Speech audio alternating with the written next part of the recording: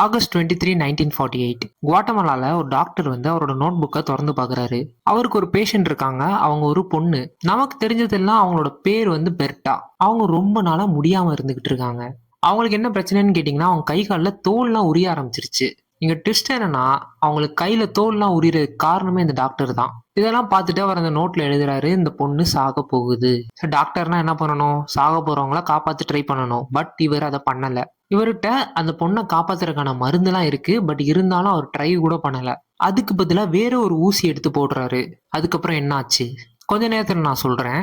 இது ஒரு horror movie, fictional ஸ்டோரிலாம் கிடையாது.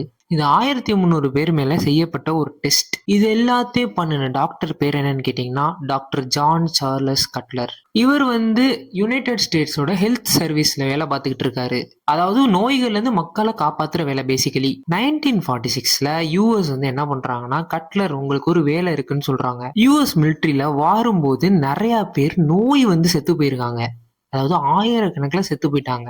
அப்போதைக்கு பென்சிலின்லாம் இருந்துச்சு. ஆனா பென்சிலின்ங்கிறது வந்து சைஃபிலிஸை கியூர் பண்ணும்னு உங்களுக்கு தெரியும். பட் இவங்க அதுக்கும் மேல எனக்கு ஒரு விஷயம் வேணும்னு கேட்டாங்க. அதாவது என்ன கேட்கறான்னு பாத்தீங்கன்னா, வேக்சின் மாதிரி. இந்த நோய் வந்து வர்றதுக்கு முன்னாடியே ஊசிலாம் போட்டு வச்சிருவோம். அந்த நோய் வந்துச்சுன்னா உடனே சரியாகிற மாதிரி ஏதாச்சும் பண்ண முடியுமான்னு கேட்டாங்க. இப்ப மனித உடல் தேவை, அதுவும் ஹெல்த்தியான உடல். ஆனா அவங்களுக்கு வேற வழி இல்லாதனால பிரிசனர்ஸ், கைதிகளை யூஸ் பண்றாங்க. ஆனா கைதிகளோட உடம்பு வந்து கோஆப்ரேட் பண்ணல. பட் இப்படி ஒரு விஷயம் பண்றோம்னு மக்களுக்கு தெரிஞ்சா போராடுவாங்கன்னு தெரியும். அதனாலதான் அதை சீக்கிரட்டா அவங்க குவாட்டமேலால பண்ணாங்க. குவாட்டமாலா சிட்டி 1946 அங்கே ஒரு மிலிட்டரி ஹாஸ்பிட்டல் ஒன்று உருவாக்கியாச்சு. கட்லர் வந்து ஃபர்ஸ்ட் குவாட்டமேலா மக்களை ஏமாத்தினாரு.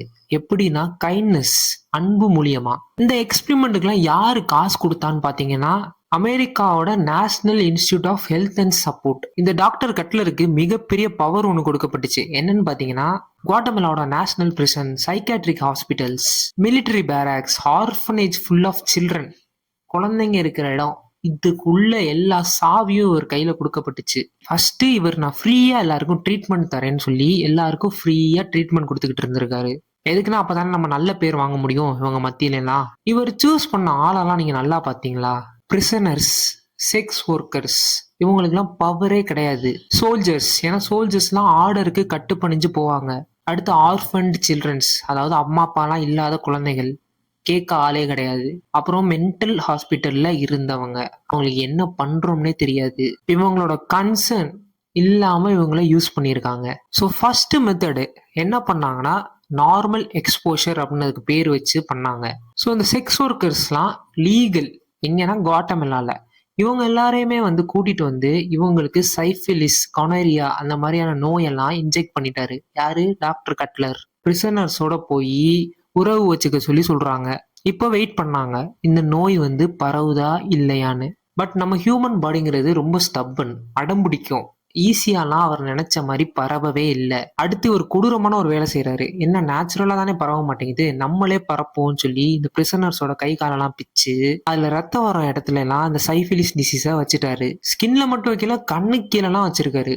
இதை விட இன்னும் கொடூரமான வேலையை பார்த்திருக்காரு. தலையில இன்ஜெக்ஷனை போட்டிருக்காரு. மூளை இருக்கிற இடத்துல அங்க இருக்கிற தண்ணியில சைஃபிலிஸை இறக்கியிருக்காரு. அதுவும் யாருக்குன்னு பாத்தீங்கன்னா, இந்த சைக்காட்டிக் பேஷண்ட்ஸ்க்குலாம். அவங்களுக்கெல்லாம் என்ன நடக்குதுன்னே தெரியாது. அடுத்து இந்த ஆர்ஃபனேஜ் குழந்தைங்களுக்கெல்லாம் நூத்துக்கணக்கான பிளட் டெஸ்ட் எடுத்திருக்காங்க. ஏறத்தாழ கிட்டத்தட்ட 5000 பேரை இந்த டெஸ்ட்டுக்காண்டி யூஸ் பண்ணியிருக்காங்க. யாருன்னு கேட்டீங்கன்னா, செக்ஸ் ஒர்க்கர்ஸ், பிரிசனர்ஸ், குழந்தைகள், அது மட்டும் இல்லாம சைக்காட்டிக் பீப்புள். 10 வயசுல இருந்து 72 வயசு மக்கள் வரை யூஸ் பண்ணியிருக்காங்க. எல்லாருமே இந்த குவாட்டமெல்லாவை சேர்ந்த மனிதர்கள். இதுல கன்ஃபார்மா 1308 பேருக்காச்சும் இந்த சைஃபிலிஸ் பரவிருச்சுன்னு ரெக்கார்ட் இருக்கு. இதுக்கு பரப்புனதும் இல்லாம எல்லாரையும் எல்லாம் ட்ரீட்மெண்ட் செய்யலவங்க. 200 பேருக்கு மட்டும் தான் ட்ரீட்மெண்ட் பண்ணியிருக்காங்க சரி பண்றதுக்காண்டி. மத்தவங்களெல்லாம் அப்படியே விட்டுட்டாங்க. இப்போ நான் ஸ்டார்டிங்ல பெர்ட்டான்னு ஒருத்தவங்கள சொன்னேன்ல, அவங்க கதைக்கே திருப்பி வருவோம். நமக்கு இந்த பெர்ட்டாவோட ஏஜ் தெரியாது, அவங்க ஏன் சைக்காட்டிக் ஹாஸ்பிட்டல் போனாங்கன்னு தெரியாது, அவங்கள பத்தி எதுவுமே நமக்கு தெரியாது. 1948ல பெர்ட்டாவோட லெஃப்ட் கையில சைஃபிலிஸை இன்ஜெக்ட் பண்றாரு. சில மாதங்கள்லயே அவங்களுக்கு கையில ஒரு இன்ஃபெக்ஷன் ஸ்டார்ட் ஆகுது. ரெட் கலர்ல பம்ப்ஸ், அதாவது புள்ளி புள்ளியா வர ஆரம்பிக்குது. அப்புறம் அவங்க உடம்புல இருந்து ஸ்கின் ஃபுல்லாவே உரிய ஆரம்பிக்குது. 3 மாசமா இவளுக்கு ட்ரீட்மெண்டே பண்ணல. ஆகஸ்ட் 23ல கட்லர் ஒரு நோட்ல எழுதுறாரு, இனிமே பெர்ட்டா உயிர் பொழைக்க வாய்ப்பு இல்லைன்னு. ஆனா என்ன ரீசன் அவர் எழுதல. ஆனா அவர் நினைச்சிருந்தா அவளை காப்பாத்திருக்க முடியும். அதுக்கு அவர்ட்ட மருந்து இருந்துச்சு. அவர் காப்பாத்தல. அதுக்கு பதிலா அவர் வேற ஒரு கொடூரமான வேலையை செஞ்சாரு. கானாரியல் அப்படிங்கிற இன்னொரு டிசீஸ இன்னொருத்தவன்ட்ட இருந்து எடுத்து பெர்ட்டாவோட கண்ணுல வந்து சிரிஞ்ச வச்சு குத்திட்டாரு. திருப்பி சைஃபிலிஸ் எடுத்து வேற இன்ஜெக்ட் பண்றாரு. சோ என்ன சொல்றாங்கன்னா 80 பேர்கிட்ட இங்க செத்திருக்க வாய்ப்பு இருக்கு. அதுல பெர்ட்டாவும் ஒரு ஆள். ஆகஸ்ட் 27, 1948ல பெர்ட்டா இறந்து போறா. எதுக்காக இதெல்லாம் பண்ணாருன்னு இன்ன வரை நமக்கு தெரியாது. 1948ல கட்லர் இந்த எக்ஸ்பெரிமெண்ட்லாம் முடிச்சுட்டு வீட்டுக்கு போயிடுறாரு. இத பத்தி ஒரு நியூஸ் வரல, ஒரு ஹெட்லைன்ஸ் வரல, எதுவும் சாரி கூட கேட்கல. அப்படியே இதை மறைச்சிட்டாங்க. இப்படி ஒரு விஷயம் நடந்துச்சுன்னே வெளியில வரல. ஆனா இந்த விஷயத்த பண்ணாங்கல்ல, அவங்களுக்கு நல்ல பதவியும் பெரிய பெரிய அவார்டும் கொடுக்கப்பட்டுச்சு. ஜான் மஹோனே இவர் தான் இந்த விஷயத்தெல்லாம் சூப்பர்வைஸ் பண்ணியிருக்காரு. இவருக்கு மெடிசின்ல உள்ள மோஸ்ட் பிரஸ்டீஜியஸ் அவார்டு கொடுத்திருக்காங்க.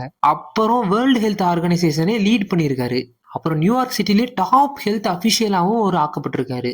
அப்ப கட்லர் என்னானாரு கேட்டீங்கன்னா, கட்லருக்கு இதை விட பெரிய விஷயம் நடந்துச்சு. அவருக்கு ஒரு ரெஸ்பெக்டட் கரியர். அவர் ஒரு ப்ரொஃபஸர் ஆயிட்டாரு. எங்கன்னு பாத்தீங்கன்னா யூனிவர்சிட்டி ஆஃப் பிட்ஸ்பர்க் டஸ்கிஜி சைஃபிலிஸ் ஸ்டடி அப்படின்னு இன்னொரு ரிசர்ச்சுக்கும் இவர் ஒரு லீடு மேனா இருந்திருக்காரு. இது ஒரு 40 வருஷமான எக்ஸ்பெரிமெண்ட். எங்க நடந்துச்சுன்னா ஆலபாமால இருக்கிற பிளாக் மென், வெறும் பிளாக் பீப்புள் மேல மட்டும் நடந்தது.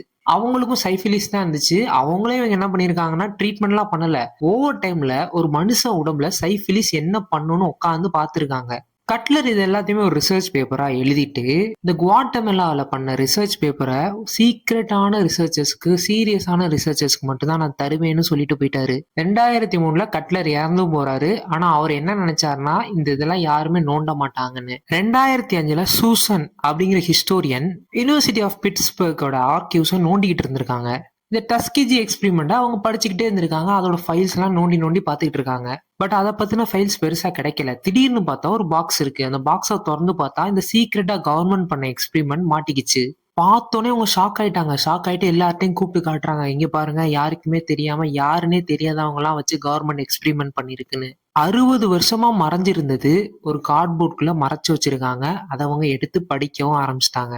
அக்டோபர் 2010 அப்போதைக்கு பாரக் ஒபாமா தான் பிரசிடெண்டா இருந்தாரு. அவர் என்ன பண்ணாருன்னா குவாட்டமலாவோட பிரசிடெண்ட கால் பண்ணி நீங்க சாரி கேட்கணும்னு சொல்றாரு. அதுக்கு காரணம் என்னன்னா இது ரொம்ப அன்எத்திக்கல், மனுஷங்க மேல இந்த மாதிரிலாம் பண்ணக்கூடாது, எப்படி நீங்க இதை பண்ணீங்கன்னு கேக்குறாரு. இது தெரிஞ்ச உடனே பாதிக்கப்பட்ட மக்கள், அவங்களோட பேர்லாம் தெரிய வந்துருக்கும்ல, அவங்களோட ஃபேமிலிலாம் வந்து கவர்மெண்ட் மேல சூ பண்ணுது. 2024ல கூட ஒரு கேஸ் போட்டாங்க. அதுவும் இது எப்பவோ நடந்தது. இது பேர்லாம் வெளியில வந்ததுக்கு அப்புறம் அவங்களோட ஃபேமிலி எல்லாம் காம்பன்சேஷன் கேட்டு சூ பண்றாங்க. ஆனா இது எந்த கேஸுமே நிக்க மாட்டேங்குது. எல்லாத்தையுமே தள்ளுபடி பண்ணிடுறாங்க.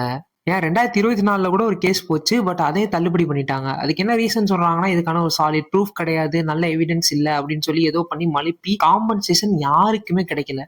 பாதிக்கப்பட்ட யாருக்குமே காம்பன்சேஷன் கிடைக்கல. ஆனா இந்த சைஃபிலிஸ் அப்படிங்கிற டிசீஸ் மட்டும் ஸ்டாப் ஆகல. அம்மால இருந்து குழந்தைங்களுக்கு கூட இது பரவ ஆரம்பிச்சிருச்சு. இந்த கொடூரமான கதையெல்லாம் வந்து நம்ம எல்லாம் உருவாக்குற கதை கிடையாது. ஆக்சுவலி உண்மையிலே நடந்த கதை. இந்த பெர்ட்டாங்கிற பெண்மணி யாருன்னு அவங்களுக்கே தெரியாது. ஏன்னா அவங்களே ஒரு சைக்காட்ரிஸ்ட் பேஷண்ட். அவங்கள அவங்க அபியூஸ் பண்ணியிருக்காங்க. பெர்ட்டா மட்டும் கிடையாது, 1300 பேரை வச்சு இவங்க எக்ஸ்பெரிமெண்ட் பண்ணியிருக்காங்க.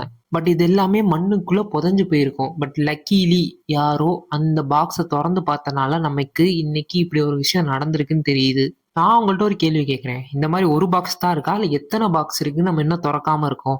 அப்படி நடந்திருக்க கண்டிப்பா வாய்ப்பு இருக்கு. எத்தனை சூசன் போய் எத்தனை பாக்ஸை இன்னும் திறந்து இன்னும் எத்தனை மனிதர்களை எத்தனை பேர் இப்படி அபியூஸ் பண்ணியிருக்காங்க.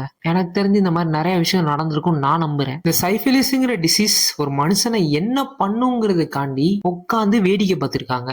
மருந்து இருந்தோம். இது ஒரு எவ்வளவு தேவையில்லாத ஒரு எக்ஸ்பெரிமெண்ட் நீங்களே யோசிச்சு பாருங்க. சரி, சொல்றதுக்கு ஒன்றும் இல்லை. இந்த வீடியோ பிடிச்சிருந்துச்சுன்னா லைக் பண்ணுங்க, ஷேர் பண்ணுங்க, சப்ஸ்கிரைப் பண்ணுங்க. உங்களை நான் அடுத்த வீடியோல சந்திக்கிறேன். பாய்.